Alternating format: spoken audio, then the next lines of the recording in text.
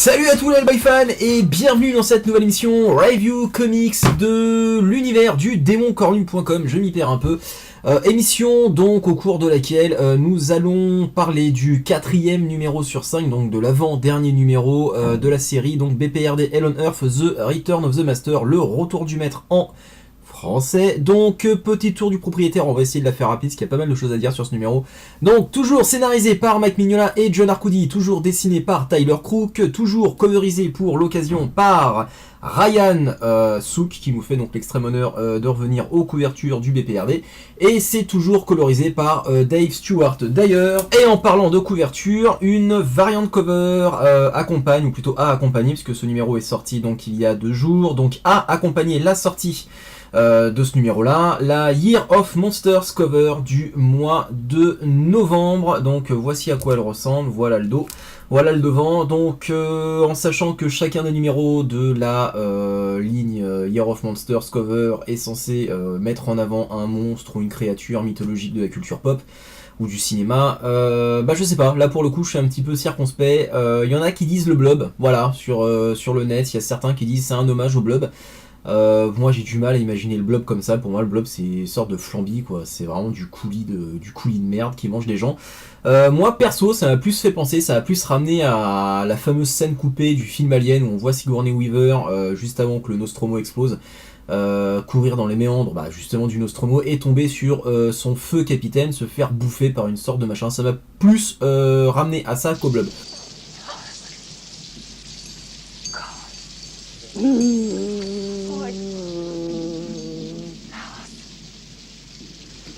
What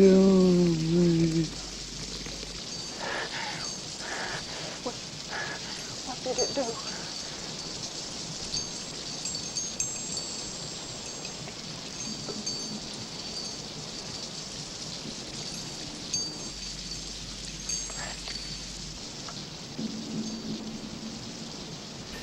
Donc, alors, ce numéro, je disais, oui, graphiquement, c'est sympa, c'est même très sympa, mais c'est surtout au niveau de l'histoire que ça défonce sa mère, il n'y a pas d'autre terme, ça marbre la gueule à sa mémé à coups de briques.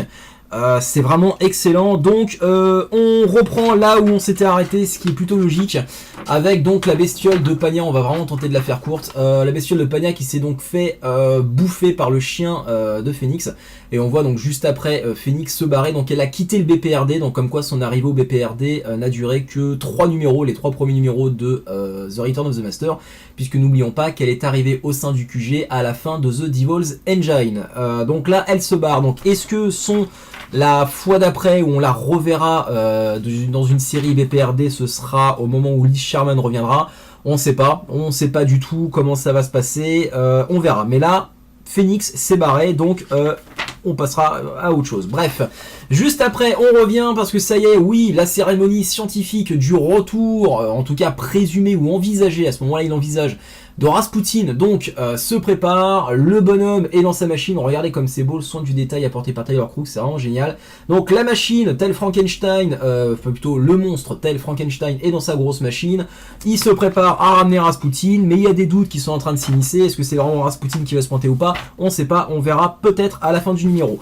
Pendant ce temps-là, du côté donc de nos bonhommes, de nos agents du BPRD, comme je vous l'avais dit dans la vidéo review du 3e numéro, c'est la technique du respawn, c'est-à-dire qu'on bloque volontairement d'un point de vue scénaristique les agents du BPRD à un point fixe, afin de laisser le champ libre à l'histoire de pouvoir avancer. C'est-à-dire que grosso modo, si les agents du BPRD avaient infiltré la base, ou plutôt l'espèce de temple là où le scientifique essaye de ramener Rasputin, l'histoire se serait terminée en un numéro.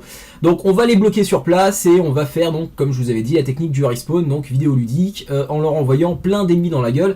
Et donc là nos bonhommes sont encore une fois face à des trolls monstrueux, et c'était je ne sais plus qui sur le blog, je suis désolé, j'ai oublié ton pseudo, ne m'en veux pas s'il te plaît, tu es un des rares commentateurs du blog, et si je te perds, voilà. Je fais des bêtises, hein. Je sors dehors tout nu et enfin c'est moche, non, ne m'en veux pas. Qui m'avait dit donc voilà sur le blog que ces créatures faisaient beaucoup penser aux bestioles qu'on avait pu voir à la fin de The Storm, dans le 3e numéro de The Storm. Et oui, je pense que ce jeune homme a raison, puisque je m'étais fait également la même remarque, mais au moment de la review du 3e numéro, comme je pouvais pas, on va dire, trop prouver par A plus B que ces bestioles-là, en fait, venaient du champ de bataille sans vie, opposant donc les forces de la Reine de Sang aux forces du roi Arthur, ou en tout cas de l'esprit du roi Arthur. Donc ça, c'était à la fin de The Storm. Un champ de bataille, tout le monde est cané. D'un côté, il y a, on va dire, des chevaliers. De l'autre côté, donc, il y a des elfes, des trolls, ce genre de conneries. Et j'avais pensé à la même chose. Donc là, du coup, j'en profite pour mettre cette théorie sur le devant de la scène en disant, et puis en plus de ça, donc ce jeune homme avait parfaitement raison en soulignant le fait que d'un point de vue de temporalité, ça colle. Étant donné que la temporalité à la fin de The Fury avait été calée avec celle de l'ongoing BPRD. C'était, je crois, dans le 5e numéro de Russia. Si je dis pas de conneries, si je me trompe, vous me corrigez. Donc du coup, au niveau de la temporalité, ça colle. Bon, est-ce que c'est ça, est-ce que c'est pas ça, on sait pas, mais en tout cas, la théorie est valide, et donc je voulais vous en parler. Donc, ça se fight, ça se balance des missiles dans la gueule, ça se balance des grenades. Les trolls géants ne meurent pas, c'est normal, ils sont possédés par la magie, on va dire. On switch, on change de page, on revient au QG du BPRD, où là on apprend, et c'est encore un point que je vais développer dans cette vidéo, je vous l'avais dit, il y a pas mal de choses à dire sur ce numéro-là, où on apprend en fait que Johan Kraus se prépare à partir pour la ville de Chicago pour une mission de sauvetage. En tout cas, c'est Kate Corrigan qui nous l'apprend en expliquant ceci à Johan. Donc ils sont devant la dépouille, non, on va dire le corps, voilà, le corps sans âme et sans vie de Abe Sapien. Donc regardez le gros focus qui est fait sur la deuxième page sur la tête de Abe Sapien. Est-ce que c'est annonciateur ou pas d'un futur retour très prochain de Abe Sapien? On ne sait pas. En tout cas, tout ce qu'on sait, c'est Scott Talley qui nous a lâché l'information il n'y a pas très longtemps sur son Twitter. Abe Sapien devrait revenir sur le devant de la scène courant 2013 via une série de mini-séries Abe Sapien, mais ça, on en reparlera plus tard. Donc, ils sont devant Abe Sapien et voilà, Kate Corrigan nous apprend que Johan doit partir, donc, comme je l'avais dit, pour Chicago. Et là, en fait, il y a un truc, il y a comme qui dirait une couille dans le pâté. C'est quoi? C'est que il n'y a pas très longtemps, Dark Horse, il y a 2 numéros, a revu la numérotation de son ongoing BPRD en numérotant chaque numéro, on va dire, dans la continuité de l'ongoing, et après en faisant donc des mini-séries qui sont numérotées, chaque numéro numéroté à l'intérieur de la mini-série. Et que parallèlement à ça, en fait, Dark Horse a annoncé qu'il ne sortirait plus qu'un seul numéro BPRD par mois. Excepté bien sûr pour tout ce qui concerne les numéros du BPRD liés au passé. Par exemple là, ce mois-ci, on a eu le 3e numéro de The Return of the Master et on a eu le 2e numéro de BPRD 48. Mais par exemple, on retire le fait que 48 sorte, on retire ça, on n'aurait eu que ce numéro-là de The Return of the Master. On n'aurait rien eu à côté. Donc, ce qui fait que, quoi, quelles conséquences ça a? Eh ben, ça a que lorsque Kate Corrigan annonce à Johan qu'il doit partir pour Chicago pour aller sauver les miches d'une équipe de BPRD qui a coupé tout contact avec le QG, eh ben, ça fait en fait référence, ou plutôt ça annonce, c'est un effet de teasing sur la série qui sortira juste après celle-ci, et qui sera dessinée par James Aaron, BPRD Hell on Earth, The Abyss of Time. Et en fait, cette série-là sera suivie d'une autre mini-série en 2 numéros, donc The Abyss of Time 2 numéros, la série d'après encore en 2 numéros, et qui sera dessinée par Lawrence Campbell, un artiste anglais. Bon, je ne connais pas du tout, mais ce monsieur dessine très bien, à ce que j'ai cru comprendre. Et ça s'appellera Westland. Donc Westland, qu'on pourrait traduire, si je dis pas de conneries, si mon anglais n'est pas trop foireux, par décharge. Donc, en fait, pour la faire courte, The Abyss of Time va suivre l'équipe du BPRD qui est actuellement à Chicago et qui ne donne plus signe de vie. Donc ça, c'est The Abyss of Time. Et en fait, Westland racontera comment Johan Kraus va aller secourir le cul de cette équipe du BPRD en partant à Chicago. Donc, là où je voulais en venir, c'est que contrairement à avant, c'est-à-dire contrairement, on va dire, au premier semestre 2012, où Dark Horse s'était forcé à nous coller à côté, en parallèle, des numéros de l'ongoing BPRD Hell on Earth, donc c'est-à-dire Russia et The Devil's Engine, plein de mini-séries qui n'avaient mais strictement rien à voir avec l'ongoing, qui n'étaient même pas dans la continuité, qui n'avaient aucune répercussion au niveau de l'histoire sur l'ongoing. Et c'était donc The Pickens County Horror et c'était Exorcism, en parallèle de The Long Death, The Devil's Engine et Russia. Et là, ils ont décidé d'arrêter ça et de ne sortir qu'un numéro BPRD par mois afin d'éviter d'embrouiller, on va dire, les prospects, puisque les lecteurs du BPRD sont habitués à ça et qui sont pas totalement concons. Tu lis BPRD, tu t'intéresses au BPRD et donc du coup, tu suis le truc. Donc tu sais ce qui se passe à quel moment et pourquoi est-ce que tel numéro va sortir à tel moment. Donc pour éviter d'embrouiller les gens et pour, on va dire, un petit peu aussi, également, faut pas se mentir, séduire de nouveaux prospects, donc de futurs clients à conquérir, Dark Horse a décidé d'arrêter ça. Et donc du coup, on doit attendre la fin d'une série pour avoir accès à une série qui normalement aurait dû, dès le départ, sortir en parallèle de celle-ci. Parce que The Abyss of Time, au départ, aurait dû sortir au début de The Return of the Master, ou, si je dis pas de conneries, limite même au deuxième numéro, ce qui aurait concordé avec ce qu'on lit là. C'est-à-dire que si on avait eu le deuxième numéro de The Abyss of Time, genre limite une semaine avant ce numéro-là, donc on aurait suivi une équipe du BPRD à Chicago, à la fin, imaginons, toute l'équipe meurt, ou en tout cas toute l'équipe disparaît, et dans le numéro qui sort après, donc, d'une autre mini-série, The Return of the Master, on apprend via Kate Corrigan qu'une équipe du BPRD a disparu, et que Johan Kraus doit aller là-bas. Ça aurait été juste génial, ça aurait été dans la continuité, ça se passe en parallèle du truc, ça aurait été super. Mais malheureusement, non, parce que voilà, la politique éditoriale a changé, et que donc on va devoir se taper cette série en janvier, à la fin de The Return of the Master, et idem pour Westland. Donc ce qui fait que là, Johan Kraus, on le voit limite partir pour Chicago, mais on va le retrouver au mois de mars. Enfin, un truc aberrant, alors que le mec il part genre limite 3 pages après quoi, mais voilà. C'est complètement con, c'est vraiment dommage parce qu'ils nous ont fait le coup le premier semestre 2012 comme je vous l'ai dit, que ça ne servait à rien, et que là ça aurait pu servir à quelque chose, ça aurait juste été génial, mais voilà, ils ne le font plus. Donc fuck. Donc juste après ça, la bataille encore, Fera tire dans tous les sens, Cronen pousse une manette qui en théorie va ramener l'esprit de Rasputin dans le corps sans vie qui est branché à la machine. On va vite, on va vite. À ce moment-là, donc, le scientifique russe qui est dans son espèce de citadelle et qui lui aussi veut ramener l'esprit de Rasputin mais dans son corps à lui, tout en pec et en abdos et en muscles, retire ses vêtements, se met à moitié à poil et je sais pas, invite les gens à aller casser la gueule aux agents du BPRD. Il commence à gueuler comme des tarés, limite Gerald Butler dans 300, surtout avec la coupe de cheveux, ça y ressemble beaucoup. This is Sparta! Donc, en jeu mode Gerald Butler, il invite ses concitoyens à aller péter la gueule des agents du BPRD. Juste après, il montre un semblant de pouvoir. Il tend la main comme ça, il ferme la main et en fait, on voit le flingue d'un agent du BPRD carrément lui exploser à la gueule. Donc, on imagine à ce moment-là que son rituel est en train de donner naissance à quelque chose. Est-ce que l'esprit de Rasputin est en train de prendre le corps de notre individu, enfin de cet individu, on ne sait pas, mais en tout cas physiquement il commence vachement à lui ressembler.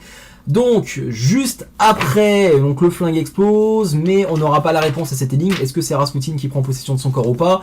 La bataille reprend, on se fout du mec parce qu'il y a les trolls qui sont toujours vivants, qui ne veulent pas crever malgré des jets de grenades, des jets de missiles et compagnie. Regardez-moi ça, il reste que les muscles et les os, mais ils sont encore pas vivants, mais ils sont encore actifs. Donc ça commence à être grave la merde, on commence à claquer des fesses pour nos agents du BPRD. Juste avant de les quitter, regardez comment ça se termine, mais un truc vraiment de malade. Les mecs sont complètement cernés, donc tac, position de défense, ça tire dans tous les sens, on voit le gars, genre plein de fantômes tourner autour de lui, enfin là c'est vraiment la merde de chez la merde pour eux, mais on n'en saura pas plus. Il faudra donc attendre le prochain numéro, le dernier de la série The Return of the Master, pour savoir ce qui va se passer juste après ça. Détail intéressant, regardez bien, toujours Tyler Crook hésitant dans son trait, regardez bien, donc ce mec là qui est en train de parler, ok, regardez donc juste après, son pote qui se situe, qui se trouve à sa gauche, se prend une flèche dans l'œil. Et regardez bien, le gars sur sa gauche a un bonnet, et limite c'est une femme, et elle est de couleur blanche, et là c'est un homme, et il est black. Donc voilà, pour dire que Tyler Crook c'est toujours encore un petit peu hésitant. Mais bon, bref, on s'en fout. Ce qui nous intéresse surtout, c'est les 2 pages qui vont suivre. Donc regardez bien cette page-là. La machine se met en route, y a des éclairs qui se forment, il y a un truc qui est en train de se passer, c'est grave la merde.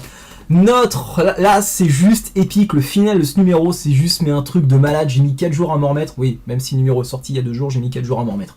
Il y a des éclairs qui se forment, l'espèce de Frankenstein se réveille, sort de sa machine, il gueule dans tous les sens, il se lève à poil, regardez le floutage sur son zizi pour pas qu'on voit sa quéquette. Donc là on voit Kurt, les yeux ouverts comme un enfant, faire maître, c'est vous, maître. Donc à ce moment-là on s'imagine tous que c'est Rasputin qui va venir, puisque ça fait 4 numéros qu'on nous promet que c'est Rasputin, entre guillemets on nous promet que c'est Rasputin qui va revenir sur Terre.